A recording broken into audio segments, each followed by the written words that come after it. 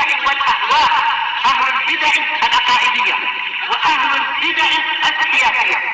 نقول بيننا وبينكم السلف، بيننا وبينكم الكتب، كان فيقول البدع بيننا وبينكم.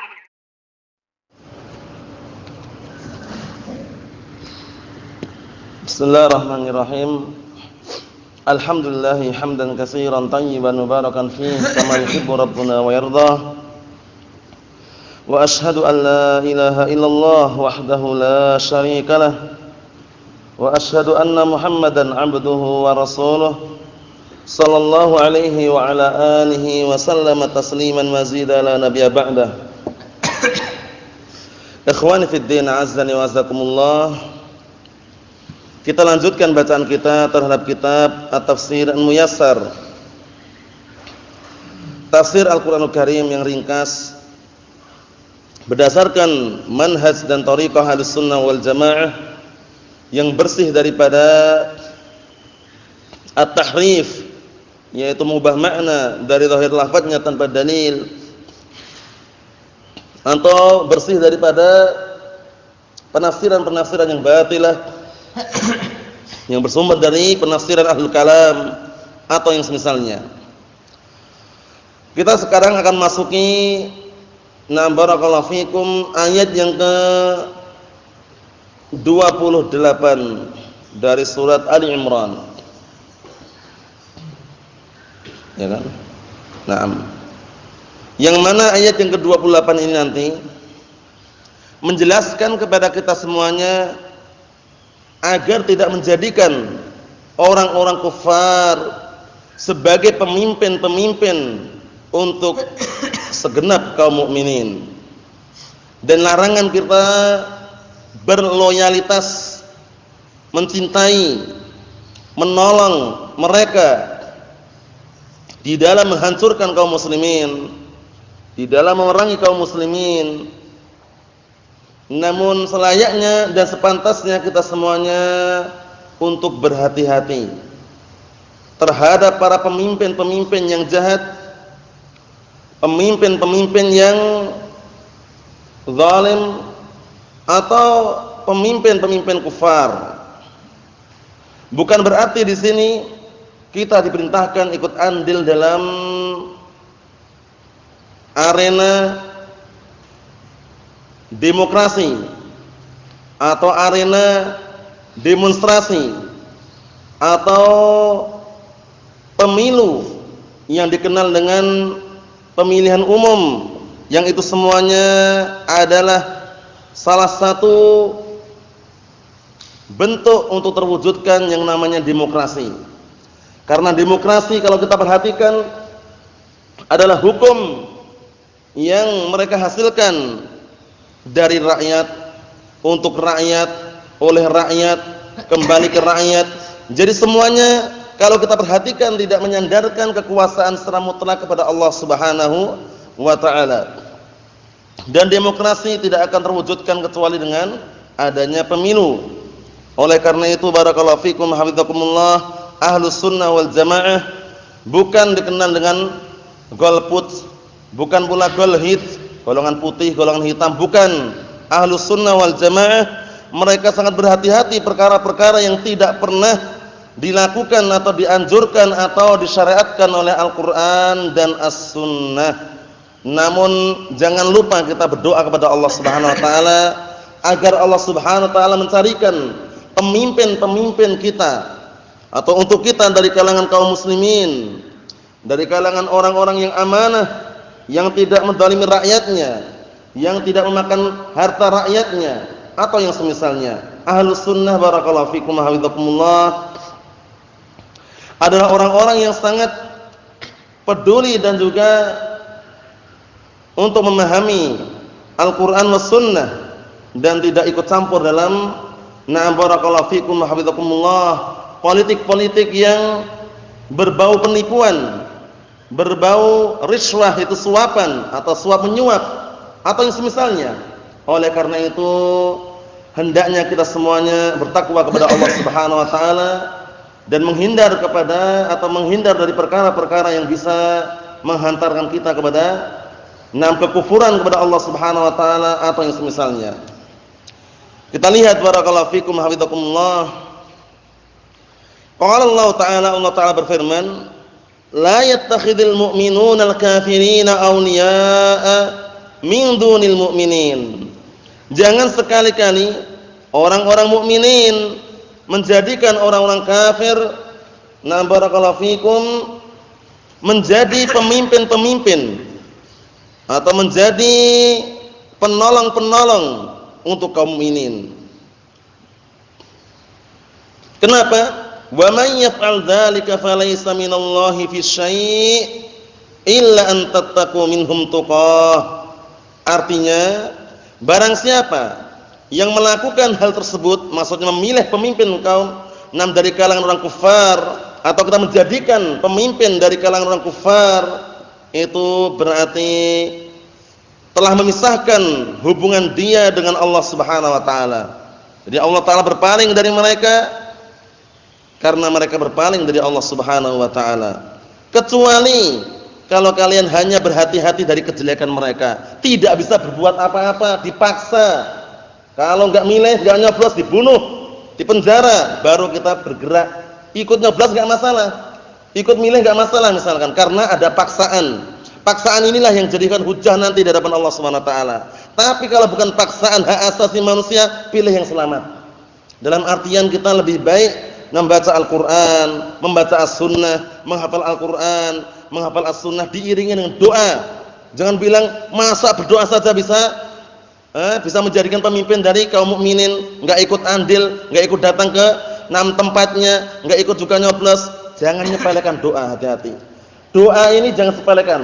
Karena doa itu ibadah, barakallahu fikum. Ad-du'a huwal ibadah. Doa itu adalah ibadah, senjata yang paling kuat, yang bisa mengubah takdir Allah Subhanahu wa taala dengan takdir yang lain, ada doa. Paham ya? Jangan sepelekan. Ikut andil lah, ikut nyoblos, ikut datang ke tempatnya. Masa doa bisa mengubah, jangan nyepelekan. Doa itu yang paling besar. Barakallahu fikum. Doa itu bisa mengubah takdir Allah Subhanahu wa taala dengan takdir yang lain. Antum sakit misalkan, sakit. Takdir Allah bukan?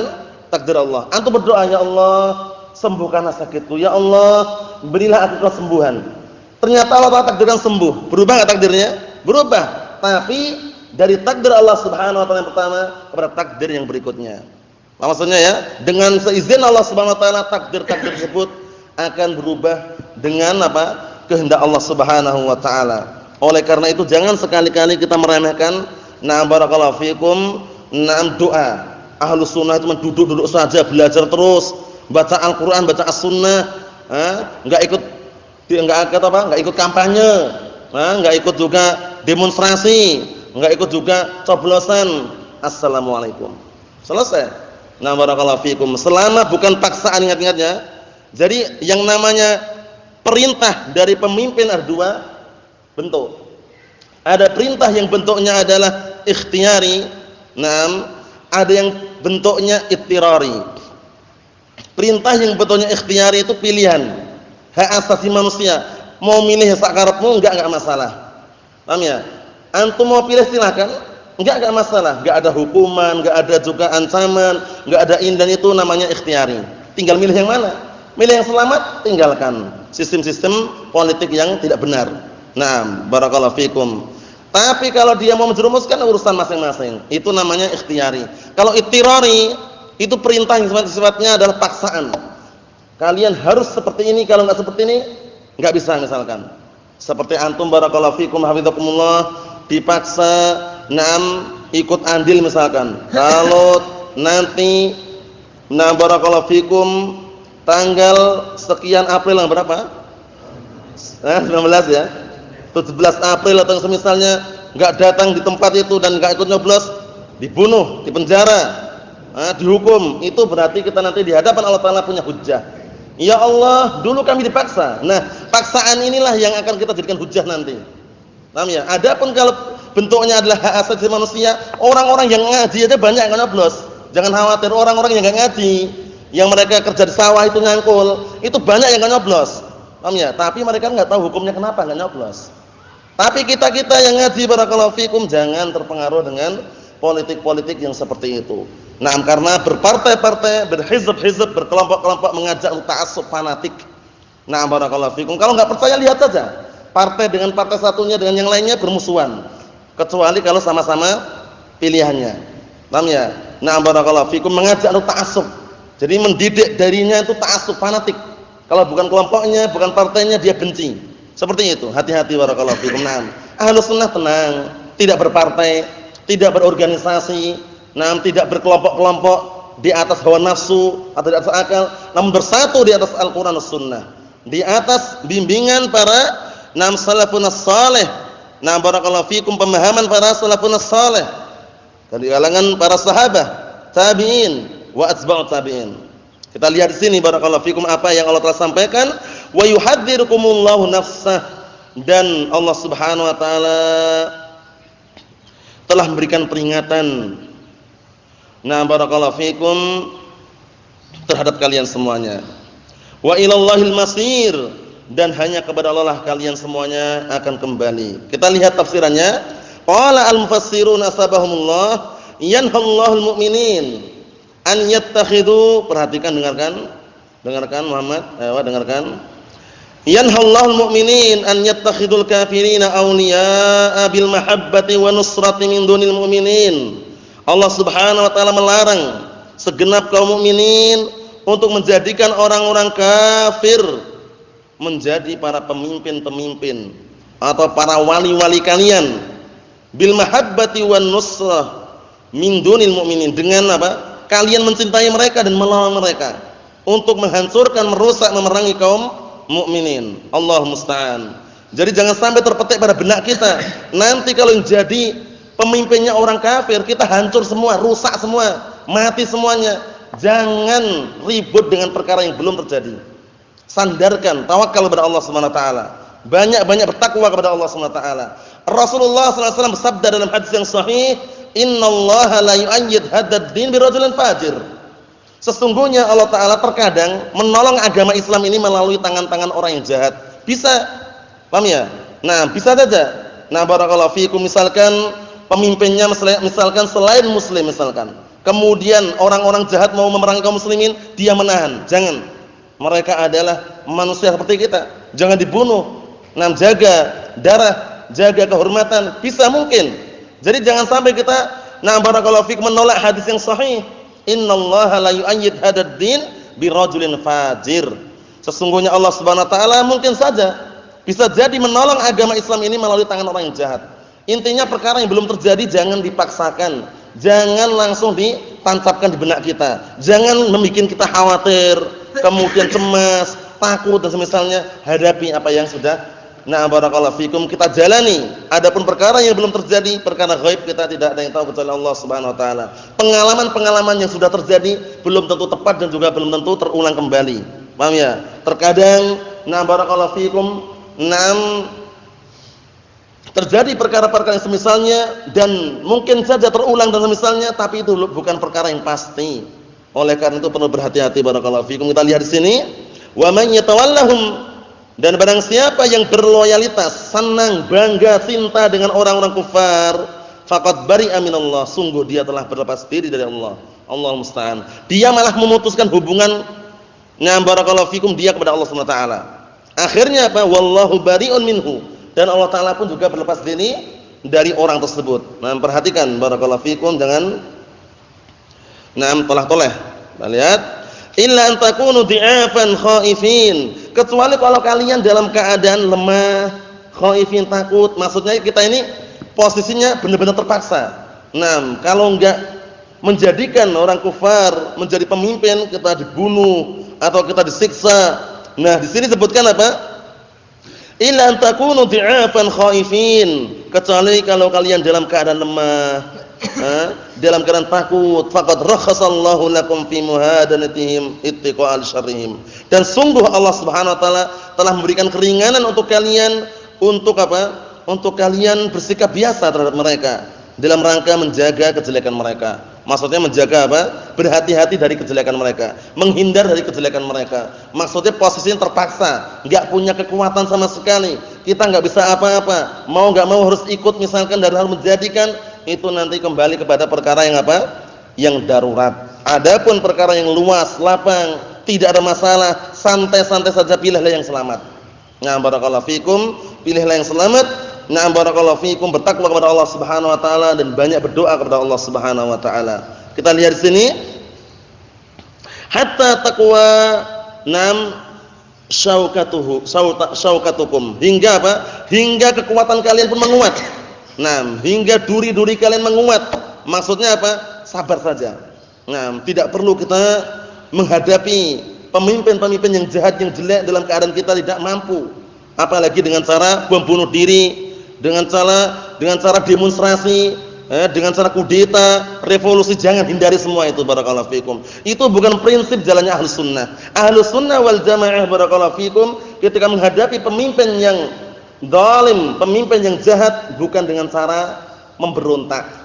Paham ya? Pemberontakan yang dikenal dengan kudeta, menggulingkan kekuasaan, atau dengan cara demonstrasi, itulah benih-benih pemikiran Khawarij yang harus kita hindari. Jangan sampai terpetik pada benak kita. Nah, berdoa kepada Allah Subhanahu wa taala. Berkata Imam Fudail bin Iyad rahimahullah, sebagaimana yang dinukilkan dalam Siyar A'lamun Nubala, "Lau kuntu a'lamu wa law kuntu a'lam anna li da'watan mustajabah la saraftuha li sultan." Kalau seandainya aku tahu doaku dikabulkan, aku punya doa yang dikabulkan, niscaya doaku ini akan aku arahkan kepada para pemimpin. Jadi mendoakan pemimpin bagus sekali. Jangan dibeberkan kejelekan di depan masyarakat, di depan mimbar, di atas mimbar maksudnya. Nah, dijual pemimpin jahat, ini tidak adil, itu semuanya hindari. Ahlus Sunnah tidak seperti itu. Kalau misalkan khutbah Jumat ya ada intinya masalah bertakwa, masalah kesabaran, bukan barakallahu fikum masalah politik terus yang dibahas. Itu pun nanti menjelek-jelekkan pemimpin, jangan. Nah, barakallahu fikum, sejelek-jelek pemimpin selama di sebuah negara ada pemimpinnya, jauh lebih baik daripada apa? Tidak ada pemimpinnya sama sekali. Nah, disebutkan oleh para ulama, barakallahu fikum hafizakumullah, ada pemimpin yang jelek, selama 1000 tahun, semaknanan itu ya, itu jauh lebih baik daripada sehari tapi enggak ada pemimpinnya. Keadaannya bagaimana coba? Mungkin kehancuran, keributan, pembunuhan di mana-mana, penjarahan di mana-mana. Paham ya? Nah, oleh karena itu barakallahu fikum hafizakumullah, kita senantiasa mendoakan pemimpin-pemimpin kita. Kalau bisa nasihati 4 mata silakan. 4 mata. 4 mata itu maksudnya apa? Maksudnya 4 mata itu. Maksudnya apa? 4 matanya maksudnya nasihati 4 mata itu maksudnya bagaimana? Matanya 4 itu. Atau apa maksudnya? Maksudnya apa antum? Ya berdua, ketemu langsung. Paham ya? 4 mata maksudnya, barakallahu fikum, mata kita 2, matanya dinasihati 2. Berhadapan langsung kalau bisa. Kalau enggak bisa melalui wakil-wakilnya, kalau tidak bisa melalui surat, kalau enggak bisa doakan barakallahu fikum. Doa-doa untuk kebaikan para pemimpin itu sangat banyak sekali. Nas'allaha an yahdiyahum misalkan, atau nas'allaha an yusliha ahwala umara'ina. Termasuk juga. Ya Allah, kita meminta kepada Engkau agar memperbaiki keadaan pemimpin kita. Seperti itu. Bukan malah jelek-jelekkan, demo, teriak sana, teriak sini, membuat keonaran, jangan. Ahlus Sunnah wal Jamaah harus pandai-pandai menghindarkan benih-benih pemikiran Khawarij yang sukanya berontak, yang sukanya menghancurkan, yang sukanya membuat keonaran, keributan di mana-mana. Ikhwani fid din, azza wa jazakumullah, perhatikan di situ. Wa yuhadzirkumullahu nafsah fattaquhu wa khafuh, dan Allah Subhanahu wa taala memberikan peringatan kepada kalian semuanya. Fattaquhu wa khafuh, maka bertakwalah kalian kepada Allah, wa khafuh, dan takutlah kalian kepada Allah Subhanahu wa taala. Wa ilallahi wahdah ruju'ul khalaiq lil hisabi wal jazaa. Perhatikan, dan hanya kepada Allah Subhanahu wa taala semata semua makhluk-makhluk ini nanti kembali. Jadi semua kita nanti akan dikembalikan kepada Allah Subhanahu wa taala. Inna lillahi wa inna ilaihi raji'un. Kita semuanya itu milik Allah dan nanti kita semuanya akan kembali kepada Allah Subhanahu wa taala. Ketika antum berkunjung ke kuburan, apa doanya? Assalamualaikum ahlad diyar minal mu'minina wal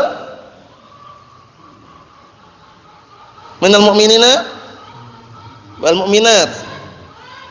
Wa inna insyaallah bikum lalahiqun. Nas'allaha lana wa lakumul afiyah. Itu menunjukkan bahwasanya kita akan nyusul. Paham ya? Perhatikan, assalamualaikum ahlad diyar, keselamatan untuk kalian wahai penduduk negeri ini. Jadi kuburan itu milik mereka, masih negeri mereka, negeri orang sudah meninggal tadi itu. Nah, barakallahu fikum. Kemudian apa yang berikutnya? Minal mu'minina wal mu'minat, dari kalangan segenap kaum mukminin dan orang-orang mukminat, lelaki maupun perempuan, mukmin lelaki maupun perempuan, kita ucapkan assalamualaikum di situ. Paham ya? Keselamatan untuk mereka. Akhirnya apa berikutnya? Wa inna insyaallah bikum lalahiqun. Sesungguhnya kami semuanya jika Allah Taala menghendaki nyusul kalian. Paham ya? Ngikuti kalian, maksudnya sama-sama mati nanti. Nas'alullaha lana wa lakumul afiyah. Kita meminta kepada Allah Taala untuk kami dan untuk kalian semuanya, na barakallahu fikum, keselamatan. Seperti itu. Menunjukkan bahwasanya kita semuanya akan dikumpulkan kepada Allah Subhanahu wa taala untuk apa? Lil hisabi wal jazaa, untuk diperhitungkan, dimintai pertanggungjawaban terhadap amalan-amalan kita dan untuk dibalasi. In khairan fa khairun wa in syarran fa syarrun. Jika amalannya jelek, balasannya pun juga jelek. Jika amalannya baik, balasannya pun juga baik. Dikumpulkan dari kiamat menjadi satu. Perhatikan, nanti dari kiamat semua manusia dikumpulkan menjadi satu. Semua laki-laki perempuan semuanya. Dalam keadaan apa? Telanjang. Nah, terus tidak beralas kaki, baik. Terus nah. Apa? Dalam keadaan apa? Apa? Dalam keadaan sendirian. Terus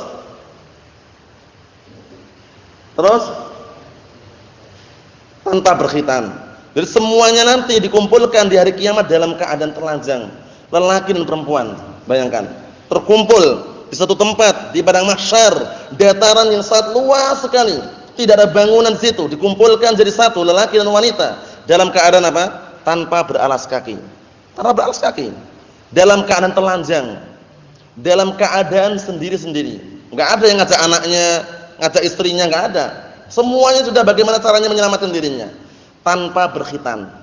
Yang semula berkhitan, nanti Allah Ta'ala jadikan semuanya mereka bagikan pertama kali Allah Ta'ala menciptakannya.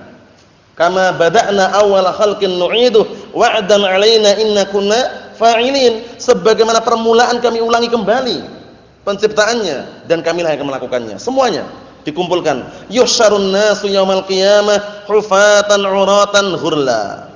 Nanti dari kiamat semua manusia dikumpulkan dalam keadaan apa? Hufatan, tanpa beralas kaki. 'Uratan, dalam keadaan telanjang. Ghurla, dalam keadaan apa? Tidak berkhitan. Nah, dikumpulkan satu, lelaki dan perempuan. Nah, terus bagaimana kira-kira nih? Pertanyaannya untuk antum, pertanyaannya. Khalid. Bagaimana nih jadikan satu laki-laki perempuan dalam keadaan telanjang lagi? Dalam keadaan tanpa beralas kaki. Nanti bagaimana kalau saling melihat, bagaimana kira-kira? Enggak bisa melihat? Apa enggak sempat melihat? Beda loh, enggak bisa melihat dengan enggak sempat melihat lain loh ya. Apa? Enggak bisa melihat atau enggak sempat melihat? Enggak sempat ya. Karena apa? Karena keadaannya genting sekali. Dalam hadis yang sahih Rasulullah SAW ditanya oleh Ummul Mukminin Aisyah, "Ya Rasulullah, wahai Rasulullah, bagaimana nanti? Kalau barakallahu fikum sebagian kita melihat aurat sebagian yang lainnya?" Tanya, di dalam hadis itu ada. Wahai Rasulullah, bagaimana nanti kalau sebagian kita atau sebagian mereka melihat aurat sebagian yang lainnya? Apa kata Rasulullah? Ya Aisyah, wahai Aisyah, innal amra asyad min an yanzura ba'duhum ila aurati ba'd. Wahai Aisyah, perkaranya itu lebih dahsyat, perkaranya itu lebih genting daripada sekedar menyempatkan melihat sebagiannya terhadap sebagian yang lainnya. Enggak sempat sama sekali. Enggak sempat, barakallahu fikum, karena dalam keadaan seperti itu apa? Semuanya bagaimana caranya agar apa? Mendapatkan keselamatan. Yauma yafirru mar'u min akhihi wa ummihi wa abihi wa sahibatihi wa bani. Suatu hari yang seseorang lari dari saudaranya. Seorang suami dari istrinya, Nah, dari temannya, dari anaknya, bagaimana caranya menyelamatkan masing-masing. Allah musta'an. Nasallahu as-salamata wal afiyah. Yang jelas keadaannya sangat mengerikan sekali. Kita tutup yang terakhir barakallahu fikum, ayat yang ke-29 dari surat Ali Imran. Qul in tukhfu ma fi sudurikum aw tubduhu ya'lamullah wa ya'lamu ma fis samawati wa ma fil ard wallahu ala kulli syai'in qadir. Perhatikan ikhwani fillah, a'azzani wa azzakumullah, di dalam ayat yang ke-29 ini menjelaskan kepada kita semuanya bahwasannya semua perkara, semua amalan yang kita lakukan, yang nampak maupun yang tersembunyi, yang terang-terangan maupun yang kita lakukan secara diam-diam, di waktu yang terang benderang maupun di kegelapan, semuanya Allah Ta'ala mengetahuinya. Bahkan sesuatu yang belum dilakukan baru terpetik pada benak manusia, dia baru berkeinginan, wah besok ingin ini, ingin itu, sudah ketahuan oleh Allah Subhanahu wa taala. Bayangkan, menunjukkan bahwasanya pengetahuan Allah Ta'ala sangat luas dan sempurna. Kita lihat, qul, katakanlah, in tukhfu, jika kalian menyembunyikan ma fi sudurikum, apa yang ada pada dada-dada kalian, au tubduhu, atau kalian menampakkannya, ya'lamullah, niscaya Allah Ta'ala mengetahuinya, wa ya'lamu ma fis samawati wa ma fil ard, dan Allah Ta'ala mengetahui apa saja yang ada di langit dan apa saja yang ada di bumi. Wallahu ala kulli syai'in qadir, dan Allah Ta'ala adalah zat yang maha mampu terhadap segala sesuatu. Kita lihat tafsirannya. Qala al-mufassirun asbahumullah, qul ayyuhan nabi, katakanlah wahai nabi, lil mu'minin, kepada segenap kaum mukminin, in taktumu mastaqarra fi qulubikum min muwalatil kafirin wa nasnam wa nusratihim au tudhiru dzalik la yakhfa 'ala Allah min syai', la yakhfa 'ala Allah minhu syai'. Perhatikan baik-baik ini. Nah, katakanlah wahai nabi kepada segenap kaum mukminin, jika kalian menyembunyikan apa yang telah tertancap pada dada-dada kalian berupa kecintaan kalian kepada orang-orang kufar, kita dilarang mencintai orang kufar. Walaupun dia ngasih uang kita enggak masalah, tapi jangan sekali-kali mencintai agama mereka, membenarkan agama mereka. Rasulullah SAW suatu ketika pernah dikasih hadiah oleh orang Yahud, diterima. Bukan berarti Rasul cinta dengan mereka. Nah, barakallahu fikum. Rasulullah suatu ketika dagang bisnis, jual beli dengan orang Yahud. Tahu orang Yahud uangnya dari mana, hartanya. Mereka menghalalkan sesuatu yang haram. Tapi Rasulullah apa? Dalam masalah muamalah duniawiyah, dagang jual beli, enggak masalah. Tapi jangan sekali-kali membenarkan agama mereka. Agama mereka itu agama yang keliru. Agama yang apa? Yang menghantarkan kepada pintu-pintu neraka jahanam. Hati-hati. Allahumma musta'an. Misalkan bapak kita, ibu kita kafir, naudzubillah ya. Misalkan ya, wal iyad billah, itu boleh enggak kita ketemu, ngasih uang, ngasih makanan, boleh enggak? Padahal kafir loh ya. Boleh? Boleh, kenapa boleh?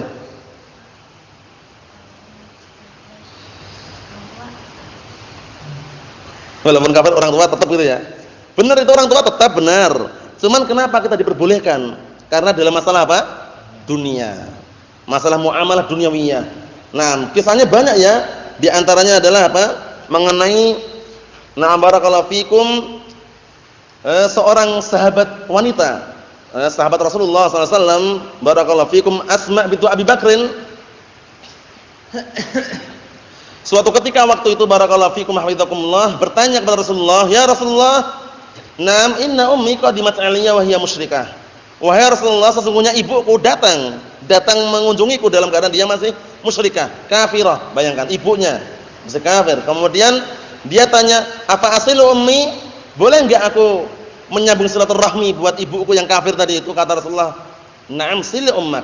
Kata Rasulullah, "Iya, sambunglah silaturahmi." Karena masih liputan apa? Duniawiyah, muamalah duniawiyah.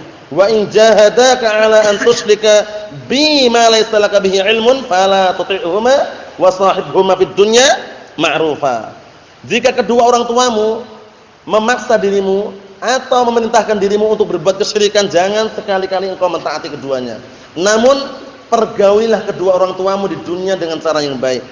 Paham ya? Dalam masalah dunia enggak masalah, tapi membenarkan agama mereka, senang dengan agama mereka, keyakinan mereka, jangan sekali-kali kita lakukan. Berbahaya. Kita lihat di sini, wa nusratihim au tudhiru dzalik, atau dengan cara apa? Cintanya kalian kepada mereka dan menolong mereka, atau kalian menampakkan hal tersebut terang-terangan di hadapan kaum mukminin. Maksudnya apa?